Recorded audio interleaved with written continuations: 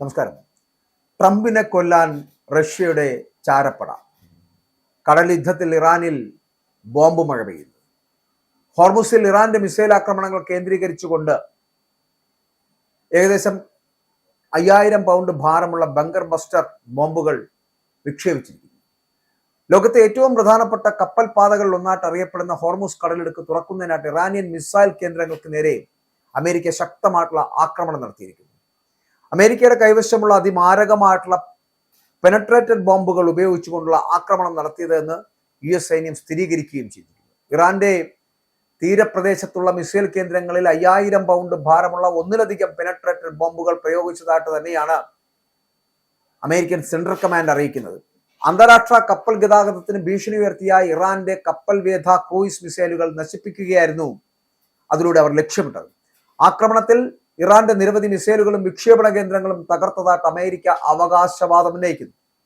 Hormuz കടലിടുക്ക് Iran അടച്ചിട്ടതിനെ തുടർന്ന് ആഗോള എണ്ണ വിതരണം തടസ്സപ്പെട്ട പശ്ചാത്തലത്തിലാണ് പ്രസിഡന്റ് ഡൊണാൾഡ് ട്രംപ് സൈനിക നടപടികൾക്ക് ഉത്തരവിട്ടത്. എന്നാൽ ഈ നീക്കത്തിൽ നാറ്റോ സഖ്യകക്ഷികളുടെ പിന്തുണ ലഭിക്കാത്തതിൽ ട്രംപ് പരസ്യമായിട്ട് രോഷം പ്രകടിപ്പിച്ചു.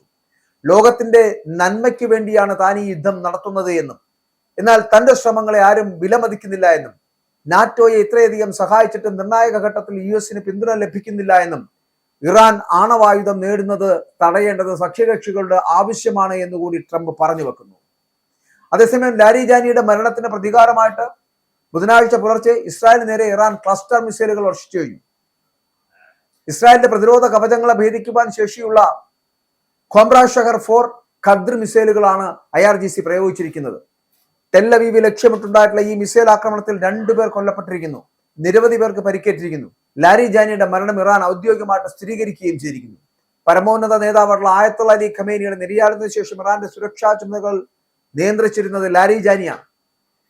ലാരിജാനി കൊല്ലപ്പെട്ടത് രാജ്യത്തിന് നികത്താനാവാത്ത നഷ്ടം തന്നെയാണ് എന്ന് ഇറാൻ വ്യക്തമാക്കുകയും ചെയ്യുന്നു. ലാരിജാനിക്കൊപ്പം ബാസിക് ഫോഴ്സ് കമാൻഡർ ഗുലാം റിസ സുലൈമാനിയും വധിക്കപ്പെട്ടതായിട്ട് തന്നെ ഇസ്രായേൽ സ്ഥിരീകരിച്ചിരിക്കുന്നു.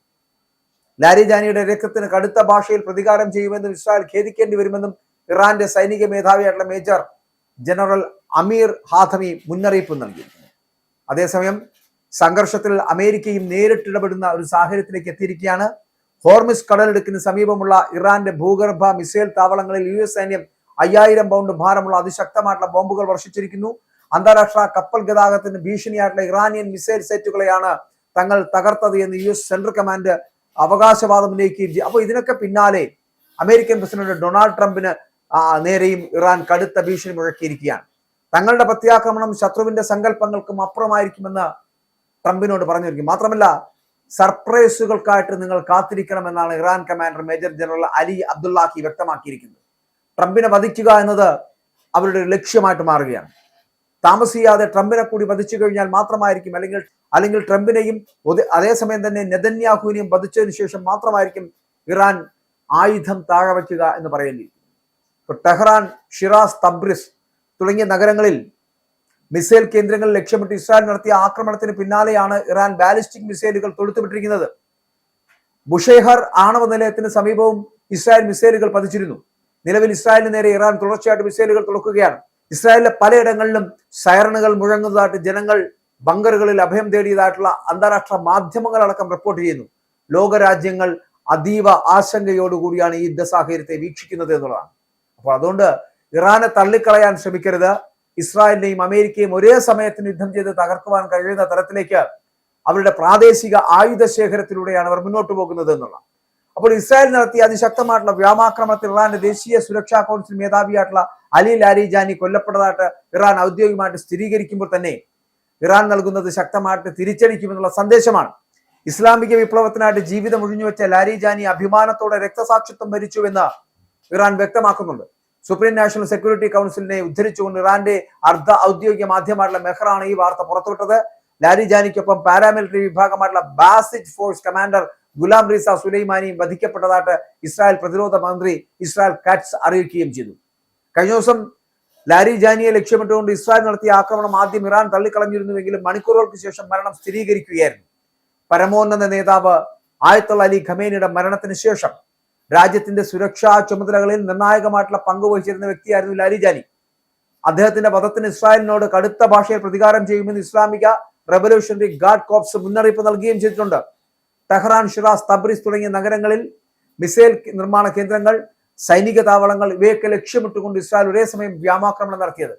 ഇറാന്റെ ബുഷേഹർ ആണവ നിലയത്തിന് സമീപം മിസൈൽ പതിച്ചതായുള്ള റിപ്പോർട്ടുകളുണ്ട്. എന്നാൽ ആണവ നിലയത്തിന് കേടുപാടുകളൊന്നും സംഭവിച്ചിട്ടില്ല എന്നും ആർക്കും ജീവഹാനി ഉണ്ടായിട്ടില്ല എന്നും ഒക്കെ ഇറാൻ അധികൃതർ തന്നെ വ്യക്തമാക്കുമ്പോഴും ഇറാന്റെ സൈനിക നേതൃത്വത്തിന് ഏറ്റവും വലിയ തിരിച്ചടിയാണ് ലാരിജാനിയുടെ മരണം എന്ന് പറയാതിരിക്കാൻ കഴിയില്ല. മേഖലയിലെ യുദ്ധ സാഹചര്യം കൂടുതൽ സങ്കീർണമാകുമെന്നാണ് അന്താരാഷ്ട്ര നിരീക്ഷകരുടെ വിലയിരുത്തൽ. ഞാൻ ആദ്യം പറഞ്ഞതുപോലെ ആയത്തുള്ള അലി ഖമേനിയും ഇപ്പോൾ ലാരിജാനിയും വിട പറയുമ്പോൾ ഇറാൻ കൂടുതൽ ശക്തരായി തിരിച്ചടിക്കുകയാണ്. ട്രംപിനെ കൊല്ലാൻ വേണ്ടിയിട്ട് റഷ്യൻ ചാരപ്പടയെ വരെ ഉപയോഗിക്കുന്ന തരത്തിലേക്ക് എത്തപ്പെട്ടിരിക്കുന്നു. ഇറാന്റെ ആവശ്യക്കാരായിട്ട് അല്ലെങ്കിൽ ഇറാനോടൊപ്പം ചേർന്ന് നിന്ന് പ്രവർത്തിക്കുവാനായിട്ട് റഷ്യയും ഫ്രാൻസും ചൈനയും അടക്കമുള്ളവർ തയ്യാറായി കഴിഞ്ഞാൽ പിന്നെ അമേരിക്കയ്ക്കും ഇസ്രായേലിനും ചിലപ്പോൾ ഒന്നും തന്നെ ചെയ്യാൻ കഴിയില്ല എന്ന് വരും. അതുകൊണ്ടാണ് ഈ അവസാന നിമിഷത്തിലേക്ക്, യുദ്ധത്തിന്റെ അവസാന കാലത്തിലേക്ക് എത്തുന്നു എന്ന് പറയാൻ കഴിയില്ല എങ്കിൽ കൂടിയും ഈ നിമിഷങ്ങളിൽ ട്രംപിനെ കൊല്ലാൻ വേണ്ടിയിട്ട് റഷ്യയുടെ ചാരപ്പട തന്നെ വരുന്ന ഒരു സാഹചര്യത്തിലേക്ക് എത്തിയിരിക്കുന്നു എന്നതാണ്. കടൽ യുദ്ധം നടക്കുന്നു, കരയുദ്ധം നടക്കാൻ പോകുന്നു. ആ കടൽ യുദ്ധത്തിൽ ഇറാനിൽ ബോംബ് മഴ പെയ്യിക്കുന്ന സാഹചര്യം എത്തിയിരിക്കുന്നു. ഇറാന്റെ കപ്പൽ പടകളെ തകർത്ത് തരിപ്പണമാക്കുന്ന തരത്തിലുള്ള സമീപനങ്ങൾ ഇസ്രായേലും ഒരേ സമയം അമേരിക്കയും സ്വീകരിക്കുന്നു. അതാണ് കടൽ യുദ്ധത്തിന്റെ പ്രത്യേകത. അവിടെ ബോംബ് മഴ പെയ്യിക്കുകയാണ് ഈ അമേരിക്കയും ഇസ്രായേലുകളും.